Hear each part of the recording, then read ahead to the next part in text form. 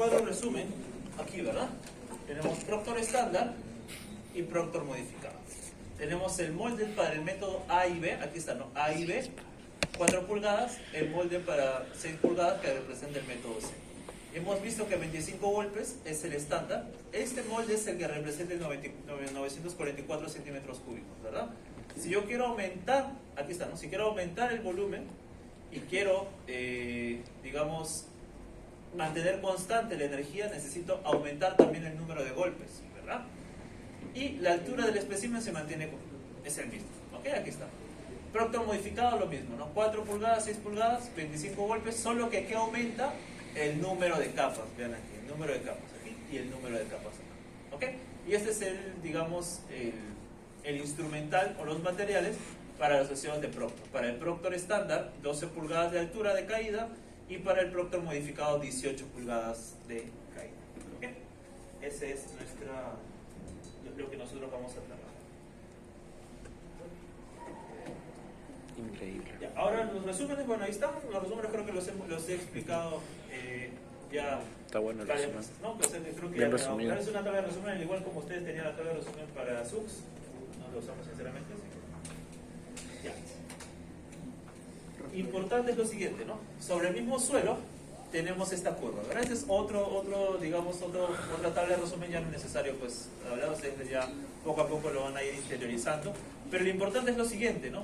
Bajo un mismo suelo, y la energía es distinta, la energía del Proctor estándar es esta de aquí, y la energía del Proctor modificado es esta de aquí. Obviamente, si yo le proporciono mayor energía al suelo, pues este va a llegar a un estado de una mayor máxima densidad seca. Vean que el MDS para el Proctor estándar está aquí, ¿verdad?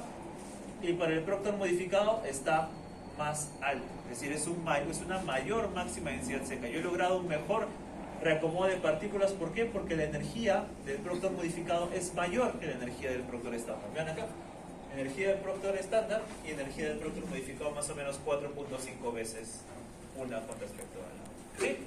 ¿Claro? Ya está. Ahora, la condición de cantidad de aire es la que vamos a conversar ahora. Esta es la curva, ¿ok? Veamos.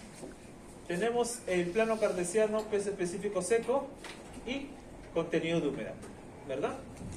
Entonces, tenemos, por ejemplo, la curva, esta es la curva, para el Proctor estándar, ¿ok? Y luego tenemos, para un mismo suelo, la curva para el Proctor modificado. Aquí lo tenemos, ¿ok? Y también les había indicado que la curva para el S igual 100%, es decir, la curva de saturación, que representa un S igual a 100%, un S igual a 1, que todo saturado? el volumen de vacíos esté ocupado por agua. ¿Qué significa? Que no hay un volumen de aire, ¿ok?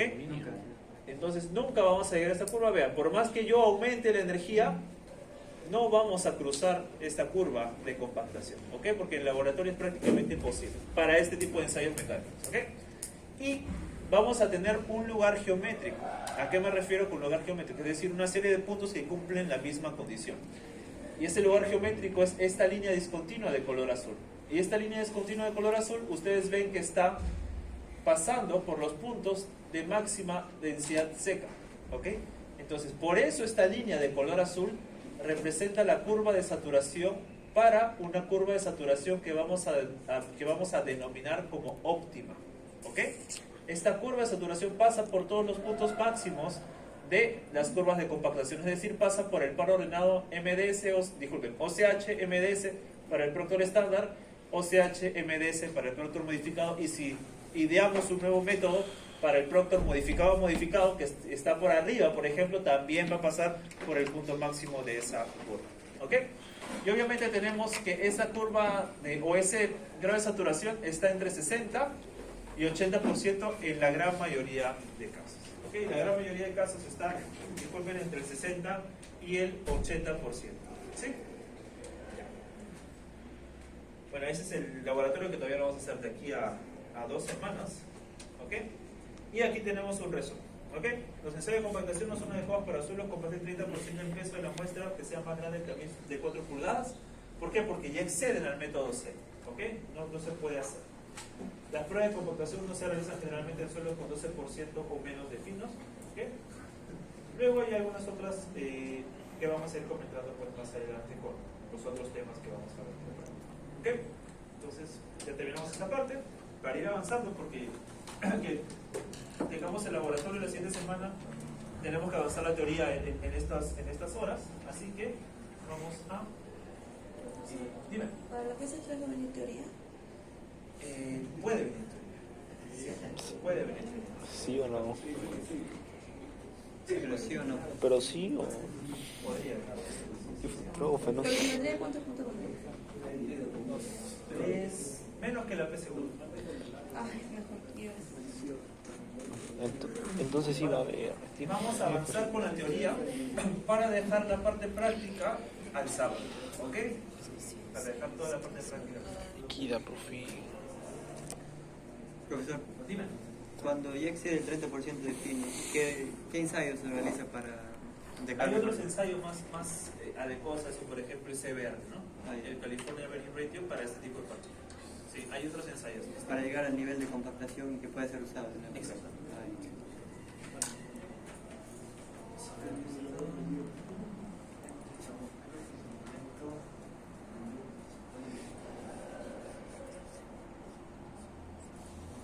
Se elimina, sí.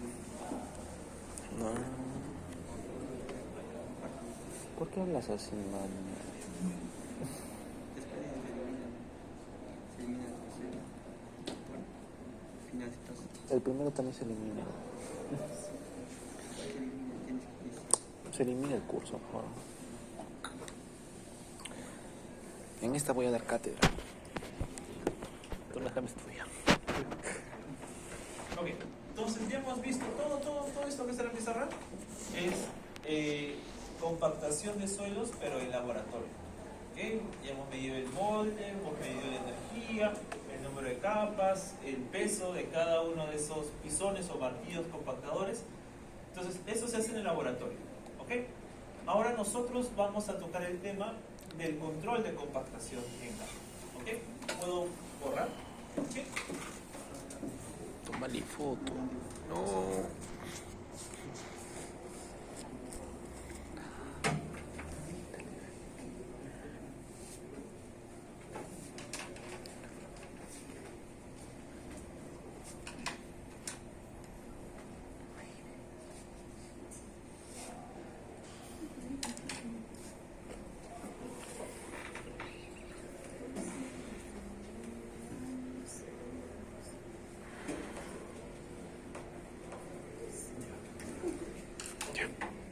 Entonces, por ejemplo, yo tengo un proyecto de carretera, ¿no? Lo voy a colocar aquí. Digamos un tramo de carretera X de determinada longitud, ¿ok? No sé, 10 kilómetros, por poner un ¿ok? Entonces yo cerca a este proyecto tengo una cantera, ¿no? Cantera 1, tengo por aquí cantera 2, etcétera, etcétera, etcétera. Nosotros ya hemos visto en la parte de la unidad pasada que podríamos combinar la granulometría de ambos suelos para obtener una mezcla, ¿verdad? Una mezcla que esté dentro de los usos granulométricos para poder utilizarlo en determinado proyecto, ¿cierto? Eso ya lo tenemos claro, incluso en concreto ya lo tienen también bastante Un global bien sería estudiado. ¿Sí? agregado global. Ya. Entonces, uno de los requerimientos que debe cumplir es la de los usos granulométricos, ¿verdad? Usos granulométricos. ¿Ok? El segundo requerimiento que debe cumplir el suelo es que sea lo suficientemente compacto para recibir las cargas dinámicas, ¿verdad? Entonces, lo que necesitamos garantizar es su peso específico o su densidad. ¿Ok? Ya. Si yo quiero conocer cuál es, digamos, ¿cómo podríamos decir? La densidad probable o la máxima densidad probable a la cual yo puedo compactar este suelo, entonces yo la voy a llevar al laboratorio, ¿ok?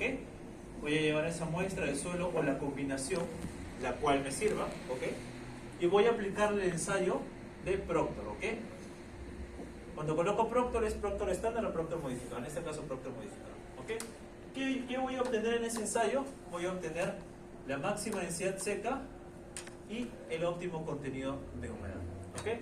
Entonces, yo teóricamente sé que debo tener un contenido de humedad en campo bastante cercano al OCH. ¿Ok? ¿Por qué? Porque si yo tengo esta curva de compactación, ¿ok? Y yo tengo aquí el OCH,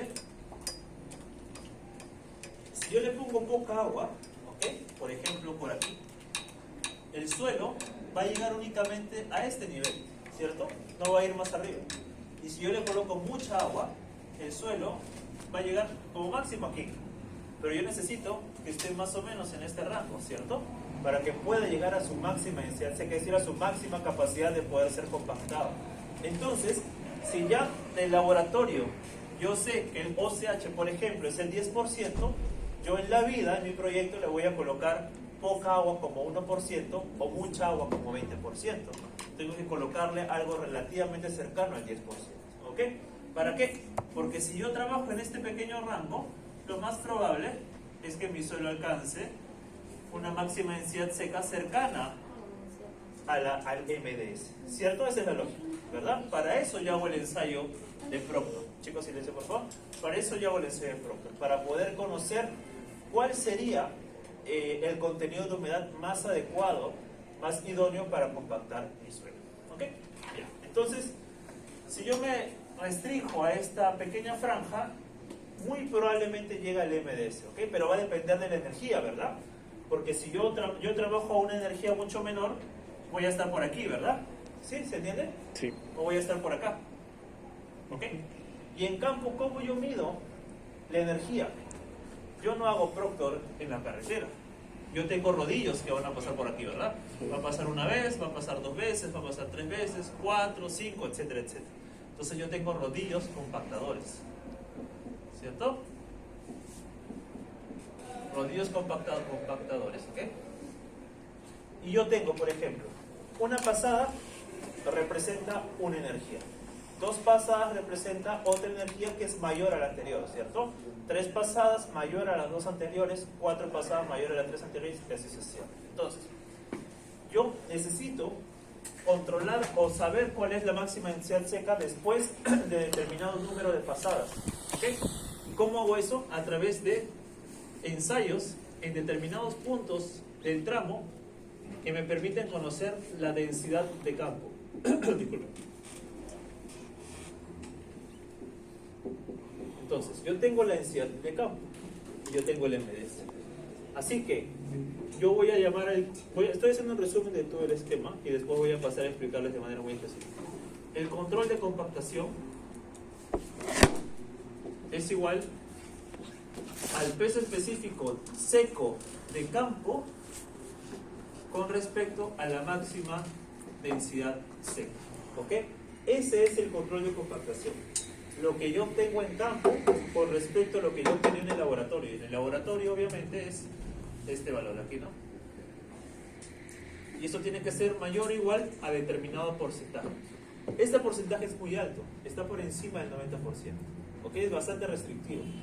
Si yo, por ejemplo, llego y hago mi análisis aquí y llego al 75% y en la norma me indica que yo debo trabajar con mínimo 90%, tengo que retirar todo este tramo acá. Levanto todo este tramo y hago la compactación nuevamente. ¿Ok? Aquí, por ejemplo, llego a un 98% y el mínimo es 95%, ok, me quedo con este tramo. Luego aquí, llego a 99%, perfecto, me quedo con ese tramo y así sucesivamente. Eso se llama control de compactación. Digamos, el supervisor lo que va a hacer es una serie de ensayos en campo para determinar los pesos específicos secos de campo. Los va a comparar con la máxima densidad seca del Proctor. Si están por debajo de determinado porcentaje especificado en la norma, va a rechazar ese tramo. Si está por encima, lo va a respetar o lo va a aceptar. Eso es lo que vamos a aprender en el marco de esta segunda parte de esta unidad. ¿Ok? ¿Está claro? ¿Más o menos claro? ¿Sí? Ok. Vamos a ver. Lo primero que vamos a trabajar son los equipos de compactación en campo. ¿Ok? Luego, ¿cuál es el método que me va a permitir estimar el peso específico seco de campo? Es el método, hay varios, hay muchísimos, es el método de cono de arena, y ese es el laboratorio 6. ¿Ok? Y luego otros métodos de compactación que tenemos, pues el densímetro nuclear, reemplazo por agua, etcétera, etcétera, que bueno, Ya son temas un poquito más avanzados, pero igual los separamos. Entonces, ¿cuál es el resultado de la sesión? Pues conocer los métodos y tipos de compactación en campo y su aplicabilidad según el tipo de suelo acopado. ¿Ok? Por ejemplo, hay diferentes tipos de rodillos. Rodillo liso, rodillo vibratorio, rodillo pata de cabre. Quizás se les ha hablado de esos temas en algún curso de construcción dentro de la carrera. No todos los métodos de compactación son aplicables a todos los tipos de suelo. Aquí quiero decir que no todos los rodillos funcionan bien para gravas, para arenas, o para limos, o arcillas, o una combinación de estos. ¿Ok? Eso lo vamos a aprender, bueno, quizás hoy y el sábado. Conocer cómo realizar el control de compactación, ¿ok? Y conocer los métodos para determinar la densidad de campo. Ahora, la compactación es la densificación de un suelo, así como resumen, la compactación del suelo mediante la expulsión de aire. ¿Ok? Eso lo debemos tener claro. ¿Cómo se llama el proceso de reducción del volumen de vacíos, pero a partir de la extracción de agua? ¿Cómo se llama? Consolidación, ¿verdad? ¿Sí? Pues una fija de la PC3. Yo no hablo. O sea que mi grabador le escucha.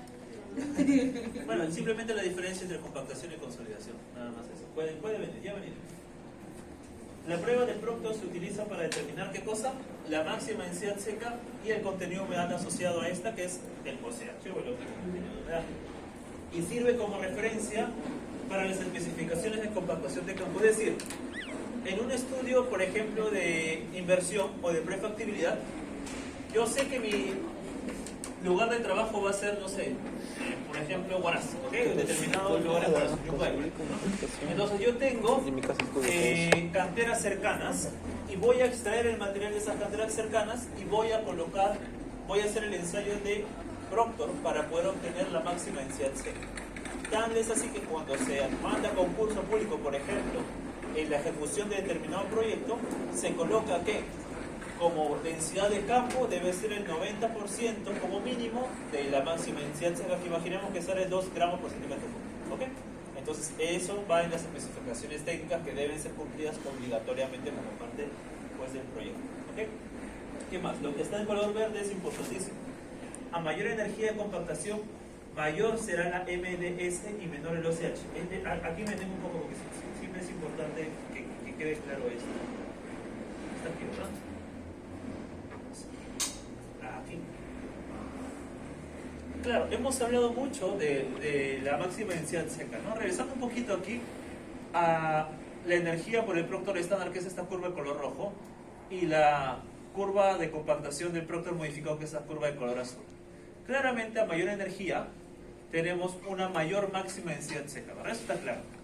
Pero también hay una reducción, aunque menor, en menor grado, del óptimo contenido de humedad.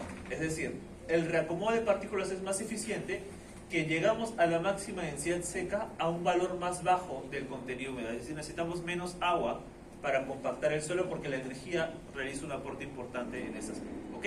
Entonces, si aumentamos, también puede ser una fija de la PC3, ¿ok? Si aumentamos la energía de compactación, después no me digan que no, porque va a venir a ¿ok? Entonces, aumentamos la energía, ¿y cuál es el efecto de la energía? No únicamente que aumenta la máxima densidad seca, sino que disminuye el óptimo contenido de humedad para llegar a esa máxima densidad seca. ¿Ok? Hay dos casos que yo les estoy diciendo. Ya. Un momento, por ¿Vete en la curva? ¿Puede repetir, profe? Repito, llegamos a una mayor máxima densidad seca, pero no únicamente eso, ahí en medio punto nomás. ¿Ok? Entonces tenemos un óptimo contenido de humedad, se reduce. ¿Ok? Aquí está, también es importante. Usted ve que yo pongo 0.25, 0.36, entonces ahí usted se anda, ¿no? Entonces, ahí llegamos a una mayor máxima densidad seca, pero a un menor contenido de humedad. Esa es la respuesta. ¿Sí? Ya. Regresamos. Por eso está de verde aquí en la diapositiva de, digamos, de control de compactación. ¿Ok? Otra fija puede ser también esta, ¿no? Chicos, por favor. Otra fija puede ser esta, ¿no? ¿Cuál es el efecto de la compactación? ¿Ok? La compactación que hace aumenta la resistencia. ¿Ok? ¿Por qué aumenta la resistencia? Porque ya les he dicho que la resistencia tiene que ver con el contacto entre partículas. Mientras más compacto es el suelo, más contacto de partículas tiene. ¿Ok? Entonces aumenta la resistencia, reduce la compresibilidad, porque si el suelo está compacto, ya no hay mayor capacidad del suelo de comprimirse más. ¿Ok? Y reduce la tasa de flujo de agua a través del suelo. ¿Qué quiere decir eso? Que hay menores espacios vacíos y por tanto el suelo se hace cada vez más impermeable. No totalmente impermeable, pero cada vez más impermeable. Es decir, se reduce la permeabilidad. ¿Ok? Esas, digamos, son los efectos de la compactación. Bien. La compactación de laboratorio se realiza mediante el protocolo estándar, que ya lo tenemos, bueno, ya lo teníamos acá. Una energía aproximada de 600 kilonewtons por metro cúbico, y el ensayo protomodificado aproximadamente 2700 kilonewtons por metro cúbico. ¿Ok? Se compactan muestras con tamaño de partículas hasta 3/4 pulgadas con Proctor. Hay otros métodos para a partir de material más grueso. Y según el tamaño de partículas del suelo se utiliza A, B o C. El molde para el método A y B, 4 pulgadas. Para el método C, ¿cuánto es? 6 pulgadas. ¿Verdad? Eso debe ir quedando claro poco a poco mientras ustedes van estudiando. Ahora, tenemos una serie de ensayos de compactadores, pero voy a pasar a esta tesis.